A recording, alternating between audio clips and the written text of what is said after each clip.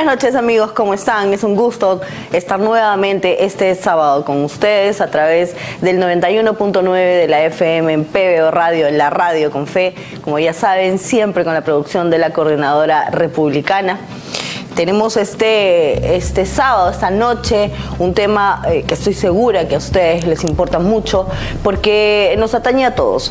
La inseguridad ciudadana. La inseguridad ciudadana es algo que nos está golpeando en este momento, que estamos viendo con mayor incidencia en estos últimos meses, que genera una gran preocupación y que lamentablemente no vemos pues en nuestras autoridades un ánimo de solucionar realmente el problema. Este es un problema que arrastramos desde hace muchos años, pero que ahora estamos sufriendo con mayor incidencia, como comentaba. Para hablar de este tema, hemos invitado esta noche a Edgardo de Pomar, quien es especialista en temas municipales, ya que ha sido regidor municipal. ¿Cómo estás, Edgardo? Qué gusto tenerte. Hola, encantado, muchas gracias por la invitación. Gracias a ti. Edgardo, la seguridad ciudadana o la inseguridad ciudadana, ¿se le ha escapado de las manos al gobierno? Yo creo que se le ha escapado de las manos al Estado hace muchos años, ¿no? Nosotros venimos arrastrando un gran problema de inseguridad hace más de 50 años en el Perú en general. Y lamentablemente, y esto no es un ataque a la policía de ninguna manera, a quien respetamos y defendemos por supuesto, pero hay una gran ineficiencia de la policía en el aspecto relacionado a la seguridad ciudadana. La Ley del Sistema Nacional de Seguridad Ciudadana dice que la seguridad ciudadana es aquella acción coordinada, permanente y coordinada del Estado que tiene como propósito buscar la convivencia pacífica, armoniosa y saludable de los ciudadanos. Y en consecuencia, eso en este momento estamos muy lejos de alcanzarlo, por esas deficiencias que nosotros encontramos. Y entonces, con el propósito de ir modulando y dándole solución a este problema de ineficiencia policial, es que en un primer momento se consigue la unificación de las tres fuerzas policiales que existían en una sola, ¿no? Pero hay una falla todavía ahí respecto de aquellas funciones que desempeñaba la antigua Guardia Civil, que era una policía más cercana a la población, que perseguía el delito menor, la falta, ¿no es cierto? El robo del celular, de la cartera, ¿no? De la ropa tendida en las azoteas y en los patios de la gente en los distintos lugares del Perú, ¿no? El monedero único, probablemente que portaba el único medio para poder adquirir los alimentos del día, ¿no? Entonces hay una deficiencia ahí grande que cada día se va incrementando. Tanto así que la percepción de inseguridad en el país en este momento, según datos del INEGI, es del 87.9%. Y el índice de victimización sobre la base de denuncias oficiales realizadas está por encima del 31%, lo cual es absolutamente grave, ¿no? Claro, y estamos hablando solamente en esta base de denuncias, es decir, la gente que ha ido a la comisaría a poner un poco de su tiempo, ¿no? y denunciar el hecho, pero esto no ocurre con la mayoría de personas que han sido víctimas de algún acto delincuencial. Así es, denuncia a la gente que aún cree en el sistema, que cree que la policía va a hacer una investigación, y lamentablemente no en todos los casos, imagino por una serie de deficiencias que tiene la propia policía, no concluye las investigaciones y en todo caso en un resultado, se ubicó o no se ubicó y se notifica al ciudadano.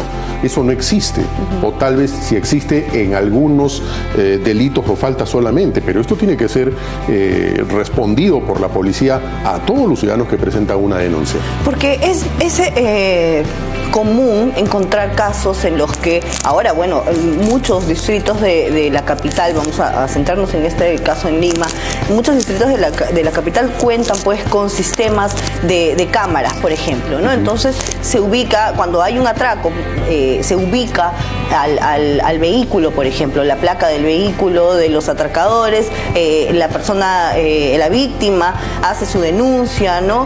Miren las cámaras de aquí, miren las cámaras de allá, tienen las imágenes y sin embargo no hay un seguimiento a ese vehículo, ¿no? Porque en la SUNARP aparece quién es el dueño de ese vehículo, entonces sabemos más o menos por dónde ir, pero no hay investigaciones de ese tipo aquí. Correcto, yo creo que en el caso de flagrancia, obviamente si determina que los delincuentes están huyendo en determinado vehículo y se ubica la placa, creo que la policía y el serenajo municipal están en la obligación de hacer la persecución para poder capturar el vehículo, ¿no es cierto?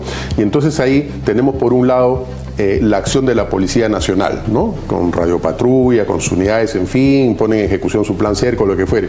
Y también la ejecución de los planes de seguridad de los serenazgos municipales, ¿no? La ley manda de que tienen que trabajar coordinadamente la policía con el serenazgo municipal. Y además en el caso de Lima hay un serenazgo metropolitano, hay un sistema de seguridad ciudadana metropolitano. Entonces el tema es por qué no funciona el tema policial y por qué no funciona el tema de la seguridad ciudadana del municipio. Y como suele suceder hace muchísimos años en el Perú está sucediendo, el problema no es fundamentalmente de normas, sino el problema es de liderazgo. No tenemos líderes en el Ministerio del Interior, en la Dirección General de la Policía, ahora que le llaman Comandancia General de la Policía, en las municipalidades. La pregunta es, por ejemplo, este presidente ha convocado ya al Consejo Nacional de Seguridad Ciudadana para dictar alguna nueva política o evaluar las políticas que están en este momento en vigencia. ¿Algunas nuevas medidas ha tomado? Ninguna. La otra pregunta es, el alcalde Jorge Muñoz, ¿cuántas veces ha convocado al Consejo Regional de Seguridad Ciudadana? Y asimismo a los alcaldes distritales. Entonces lo que falta aquí es liderazgo, es ese involucramiento entre la autoridad que ha recibido un mandato del pueblo para prestarnos los servicios públicos de toda naturaleza que están contemplados en la ley y en este caso en la seguridad ciudadana. Y eso es lo que falla fundamentalmente, porque si dicen que es una cuestión de recursos, creo que es cuestión de comprar vehículos y de contratar más personal. Lo que pasa es que tampoco podemos coordinar las acciones de la policía con el serenazgo municipal. Y entonces, en ese desconcierto, en esa desorientación, en esa desorganización, en esa falta de liderazgo, la delincuencia nos va ganando cada día más espacio, ¿no? Exacto. Y partiendo de lo que nos comentas acerca de lo que de las funciones, no solamente de la policía, sino también de los municipios, ¿qué podemos pensar de esta solicitud que han hecho algunos alcaldes acerca de la declaratoria de emergencia en distritos y ciudades específicos? Bueno, como siempre son recursos para las tribunas, ¿no? Que salga la Fuerza Armada. ¿Para qué sale la Fuerza Armada? Para que después estén denunciando a los oficiales, a los soldados y al personal militar. ¿Para qué sale? Primero tiene que haber un marco jurídico que permita la intervención firme de la Fuerza Armada, porque está preparada para actuar con firmeza, no para salir a bromear con los delincuentes infractores, ¿no es cierto? Y que esta acción y esta intervención después no los tenga en procesos que duran 10, 15, 20, 25, 30 años, ¿no es cierto? Entonces, y pone como víctima justamente a los infractores o delincuentes. Y lo mismo ocurre en la policía.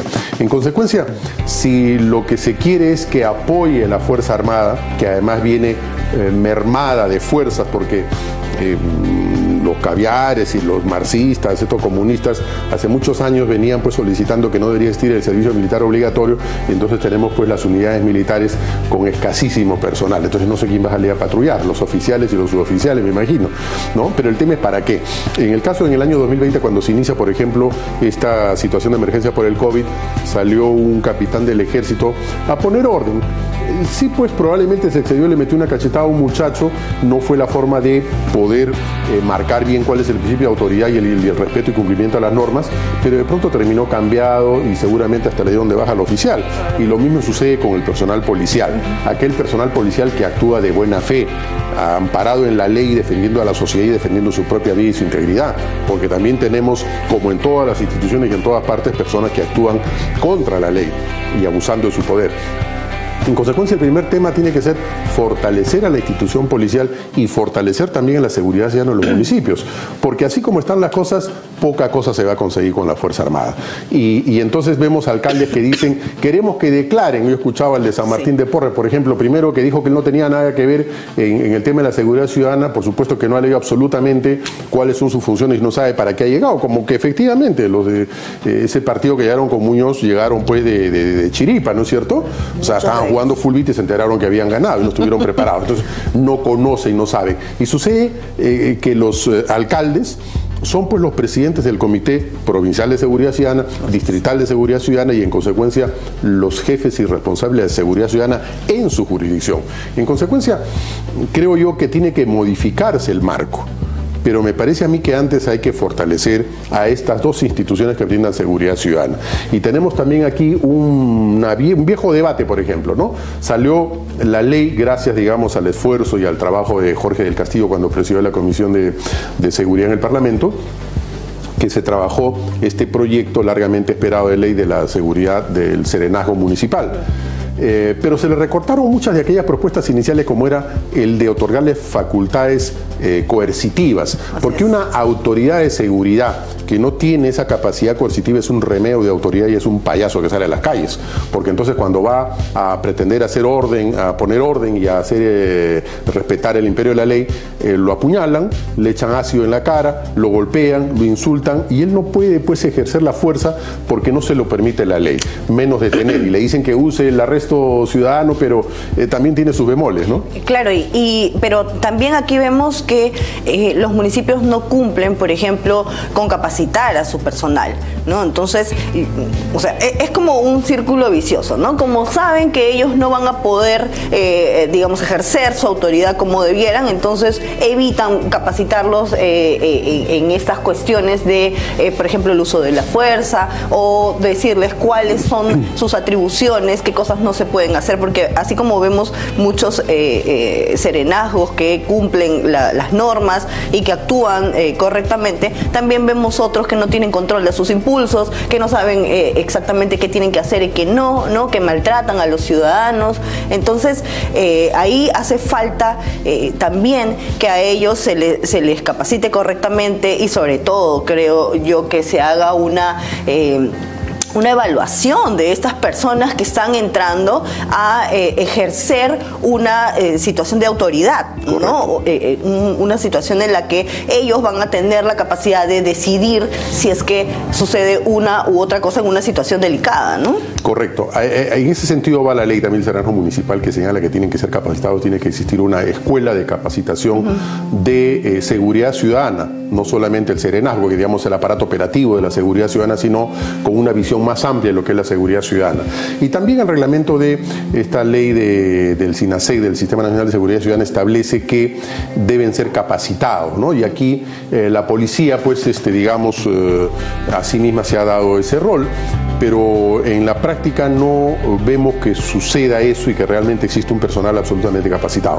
Nosotros perseguíamos en muchos años, y se había presentado en uno de los proyectos de ley, que el propio municipio, como lo propusimos hace muchos años cuando me correspondió ser regidor de Metropolitano, la creación de la Escuela Metropolitana de Seguridad Ciudadana, pero que además existiera dentro del Ministerio del Interior probablemente un ente que pudiera acreditar o certificar la capacidad, la idoneidad de cada uno de los servicios de serenazgo municipales, en el entendido que podía otorgársele por ley la capacidad coercitiva, es decir, de ejercer la fuerza, de detener y también de usar armas letales en defensa de su vida, en defensa de la sociedad. ¿No es cierto? ¿Por qué?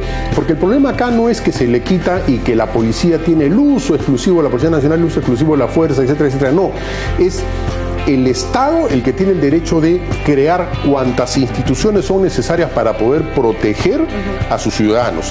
Y si la policía no tiene, digamos, ahora la capacidad de poder atender esa demanda de seguridad, y tenemos por mandato constitucional y por la ley orgánica de municipalidades los cuerpos de seguridad ciudadana denominados serenazgo, pues entonces hay que darle atribuciones. Pero con ese control que tú señalas, primero capacitados, evaluados por psiquiatras, por psicólogos, ¿no es cierto? O sea, no se puede pensar porque un civil que ingresa a esa fuerza de seguridad del Estado ya va a ser alguien irresponsable y que va a matar a todo el mundo. O sea, es lo mismo pensaríamos de los policías. O sea, un suboficial entra a un curso y a una formación breve y le dan un arma a nombre del Estado y no vemos a los policías matando como locos por todos lados. O sea, es lo mismo. Es un civil que se capacita y le ponen un uniforme y se llama Policía Nacional del Perú, ¿no es cierto? En este caso también puede suceder lo mismo y debería ser lo mismo con los agentes del serenazgo municipal y hacer realmente un trabajo coordinado, ¿no? Entonces, sí es fundamental la capacitación, sí es fundamentalmente la evaluación, pero tenemos pues que tener, digamos, esas autoridades, ¿no?, que sepan qué cosa pues es la cosa pública y qué es el gobierno local, para empezar, ¿no es cierto? Y que lamentablemente, digamos, la población en los últimos años ha elegido pues a advenedizos de la política, que se reúnen 4 o 5 amigos y decían formar un movimiento local y regional, ¿no es cierto?, para postular alcaldía. Son los resultados. Ahora estamos volviendo nuevamente a las normas anteriores en las cuales todos deberían de proceder de un partido. Pero por desgracia también siempre hay un atajo, ¿no? Entonces, para poder postular, se van inscribiendo estos señores que pretenden las alcaldías de los gobiernos locales, ¿no es cierto?, en cualquier partido. Entonces uno, si evalúa, los ve que han pasado por 5 o 6 partidos, ¿no es cierto? O sea, finalmente no importa la camiseta y no importa el fundamento de la acción política, y eso es lamentable, ¿no?, que así sea, porque lo que debe pasar es que el que llegue a un cargo de elección popular sea una persona formada, que sepa qué es lo que tiene que hacer y hacia dónde debe llevar a la comunidad. Sobre todo que sepa qué es lo que tiene que hacer, porque que un alcalde salga a decir que la seguridad ciudadana no es parte de sus atribuciones, no es lo que le compete, pues ahí nomás ya estamos viendo que no tiene idea de lo que tiene que hacer. Si no tiene idea, para empezar, de lo que tiene que hacer, entonces ¿cómo va a lograr hacerlo?, ¿no? Entonces es un problema que empieza por las autoridades, pero que también pasa por otros aspectos, porque, por ejemplo, tú mencionaste a los caviares, yo puedo mencionar a las ONGs de derechos humanos que andan detrás de los policías, de los militares, y que hace una semana hemos visto la audiencia de este policía que mató a un delincuente que había realizado un robo, y vemos en la audiencia 5 fiscales, 5 fiscales para acusar a ese policía, ¿no?, que en uso de sus atribuciones, que en un momento en el que tenía que detener pues a un delincuente, termina matándolo, pues, ¿no? Ahora, al delincuente lo que le sucede normalmente es que pasa una noche en alguna carceleta o en alguna comisaría, y al día siguiente, adiós, la fiscalía ni se pronuncia. Pero al policía hay que meterlo a la cárcel como sea. Sí, pues desgraciadamente, como tú dices, hace muchísimos años, por lo menos 30 años, que estas organizaciones, pues denominadas organizaciones no gubernamentales, ¿no es cierto?, fundamentalmente de orientación marxista y los denominados progres, que hay un contenido ideológico, por supuesto. O sea, acá no estamos haciendo, digamos, un tema político para condenar a aquellas personas que tal vez con las cuales no compartimos el mismo pensamiento, pero lo cierto es que eso es, o sea, hay un propósito y una finalidad de ir debilitando a las instituciones, fundamentalmente las instituciones tutelares del país, a las Fuerzas Armadas, a la Policía Nacional, ¿no es cierto? Hemos visto como que con este gobierno, el señor Castillo, lo que se pretendía era sustituir en gran parte, si no en todo, a la policía por las rondas campesinas.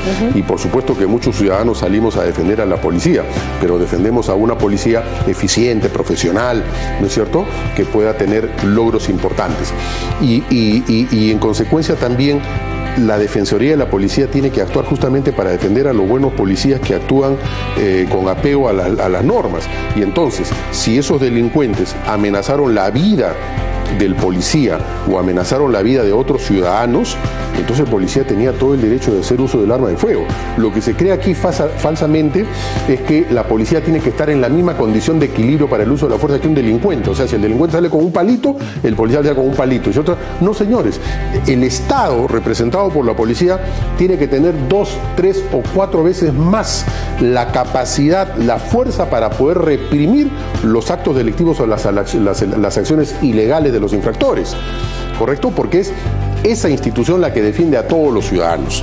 Y entonces, si en el ejercicio de sus funciones, si en cumplimiento de la ley y de los procedimientos establecidos para el uso de las armas, el policía le pone fin a la vida pues de un infractor o de un delincuente, pues no se le tiene por qué estar procesando. O sea, basta una investigación que se determine que el policía actuó de acuerdo con los protocolos para que se archive esa investigación y no suceda esta persecución contra muchos policías, y como hemos hablado, contra muchos militares también en el país, ¿no? Así es. Y esto... Tú has dicho algo bien importante y parte del debilitamiento de las instituciones, ¿no? Entonces, esto es algo que viene sucediendo desde hace muchos años, por ejemplo, debilitando instituciones, pero también debilitando partidos políticos, ¿no? Entonces, todo esto, vemos que pasa el tiempo, cada vez somos más débiles, y ahorita estamos viviendo las consecuencias con gente para nada preparada para los cargos que está ejerciendo.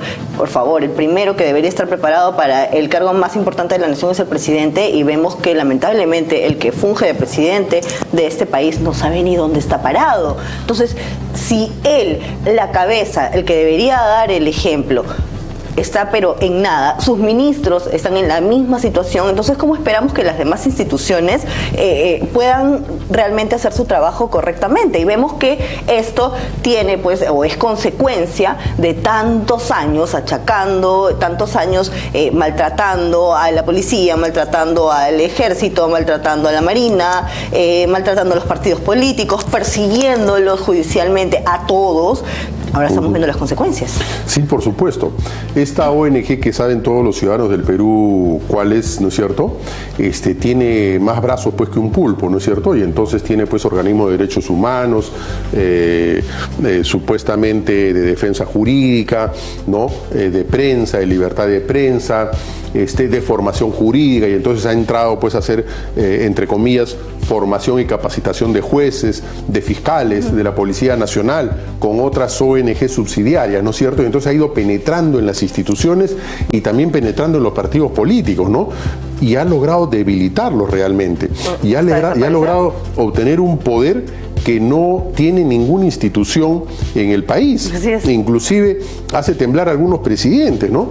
Entonces, yo creo que tenemos que combatir con mucha energía, porque además muchos de esos ahijados o hijos de estas organizaciones se mantienen en el Estado hace 25 años y van pasando de ministerio en ministerio, de institución en institución, y cada día más profundizando aquellas medidas que van debilitando a la institución, porque obviamente tienen un propósito y un objetivo ideológico. Entonces, lo que tenemos que hacer, creo yo, desde la sociedad y desde los partidos políticos, ¿no es cierto?, es más bien fortalecerlos, renovarlos, para recuperar justamente ese rol importante en la defensa del republicanismo y en defensa de las libertades y los derechos de todos los ciudadanos. Así es. Y tú lo has dicho, necesitamos a la sociedad para eso, necesitamos a las personas. Programas como este justamente buscan llamar la atención sobre estos temas que muchas veces están pues bajo la alfombra, ¿no? Que algunas veces vemos pues los problemas, pero no sabemos de dónde vienen, ¿no? Entonces es importante llamar la atención sobre esto, es importante conocer a los actores, aunque estén detrás de las cortinas, ¿no? Aunque estén en la sombra, porque son ellos los que finalmente están socavando este país. Correcto, así es, efectivamente. Y el tema de la seguridad ciudadana es un tema tan importante, porque si hablamos de que busca la seguridad ciudadana encontrar, digamos, una convivencia pacífica, armoniosa, ¿no es cierto?, y de bienestar, y no lo conseguimos, es imposible que nosotros podamos tener una sociedad sana, una sociedad que pueda desarrollarse libremente en cada uno de sus proyectos, porque claro, cada vez que uno sale de casa no sabe si va a volver, y los padres se encuentran, como decían las abuelitas, con el credo en la boca, ¿no es cierto?, rezando para que sus hijos y sus nietos regresen sanos a casa. Entonces vemos cómo por ejemplo, ¿no?, hay un importante grupo ahora de ciudadanos extranjeros que están asaltando y han logrado hacer en determinadas zonas de los distritos de Lima zonas liberadas, ¿no es cierto? Y no vemos realmente una importante acción de la justicia. Espero que este ministro, que ha sido fiscal, actúe pues en defensa de la sociedad, en defensa del Estado de Derecho, y pueda darle a la Policía Nacional los recursos que realmente requiere, pero que actúe con liderazgo, con integridad, ¿no? Porque vemos que hay una serie de contradicciones y se están comentando una serie de desacuerdos entre el comandante general de la policía y el ministro, ¿no es cierto?, por algunos cambios inesperados de personal de generales y coroneles en el escalafón, lo que realmente hace mucho daño ese manoseo a las instituciones, ¿no? Porque obviamente se forman para poder alcanzar un nivel óptimo de perfeccionamiento y poder servir en mejores condiciones a los ciudadanos. Así es. Muchísimas gracias, Edgardo, por estar con nosotros esta noche. Gracias también a ustedes, amigos, por haber estado conectados. Nos vemos el próximo sábado, 7:30 de la noche, por el 91.9 de la FM, PBO Radio, la radio con fe. Chau.